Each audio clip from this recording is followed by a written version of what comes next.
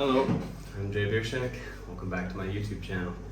Today we're here for another edition of Book Reviews. You're joining me here in Thailand. Arrived here 2 days ago. Me and my girlfriend are doing a 3-week Muay Thai camp.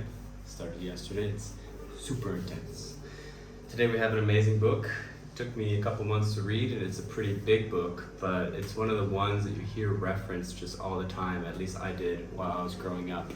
And I didn't know much about it. I didn't know when it was written. I didn't know where it was written. I didn't really know anything about it, but it's just like kind of an iconic name. And that is The Count of Monte Cristo by Alexandre Dumas. It's a French author. It's a French book. I believe it was originally written 1845. This book is about 1,200 pages, at least this particular one is. Really amazing book, and definitely a classic, definitely a book that many people have read and many people know about, so I always felt like it was worth reading. When I finally saw it at a bookstore, I snatched it up. I would have to say that the book is, in my mind, divided into two different books. The beginning part is about Edmond Dantes and his journey as a young man and how he becomes the Count of Monte Cristo. In this book, this beginning part is much more riveting and much more kind of adventurous and intense and compelling to read. And I read it, it's about 500 pages. I read that really quickly because it's like, you know, he's a pirate and there's all this intrigue going on and there's all this suspense. And it really just read super quickly. And then the second half of the book, or the second book, I would even say, because it really feels completely different, is Monte Cristo, and that starts about page 600. And that one took me a minute to get into, because he starts by having to lay out a whole new story with a whole new set of characters and a whole new scene. And it was a little bit more difficult for me to get into than the beginning of the book, but I want to make that remark just to say that when you reach this point, after he is released, I won't tell you where from, but after he's released, then it's kind of a slow get off and go, but once it's going, it's really amazing. For me, what stood out most about this book was the majesty of the Count of Monte Cristo. It really massages the soul that is longing for the maximization of human potential in every direction, because Monte Cristo, he's a talented, smart, rich, strong man, and he has it all, and he has the presence to match. His presence, renders men obsolete, and the way in which the author is able to display that majesty to you in terms of how people are affected by Monte Cristo's presence and Monte Cristo's nature is really amazing, and it's just really fun to read about.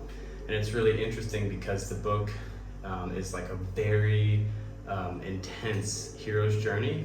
I know I often say that books are hero's journeys, and because they often are, but this one is a very, very exaggerated one, because he really starts off on a decent high, and then he takes a tragic downfall and a tragic descent, and then he takes a magnificent heavenly high, and then in a really beautiful way is the heavenly Monte Cristo brought down and humanized through this mistaking himself for God. And there's a point in this book where he says something along the lines of, like Satan, I compared myself or thought myself equal to God. And that was what was able to finally humanize him, was he was on a path of opportunistic vengeance, I would say. And the way that he justified this vengeance was through a sort of divine justification. He used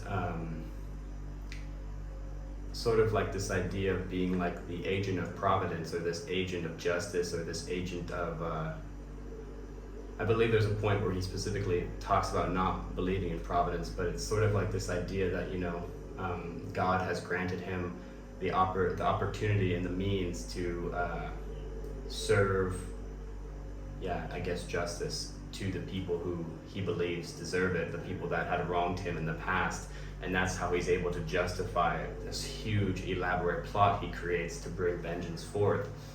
But the humanizing factor is brought in when that elaborate vengeance plan actually takes a little bit further than he could have imagined it would go, in the amount of vengeance and grief and death and basically the amount of tragic occurrences that come out of his plans are out of his control. And throughout the book, Monte Cristo has complete, firm control of everything, himself, of the surroundings, of the events happening, of other people's lives. And then there's a point where he loses control, and now it's in the hands of fate. And that's what humanizes him. And I really thought that was beautiful. The story for me was really plot driven. I think the writing was pretty good.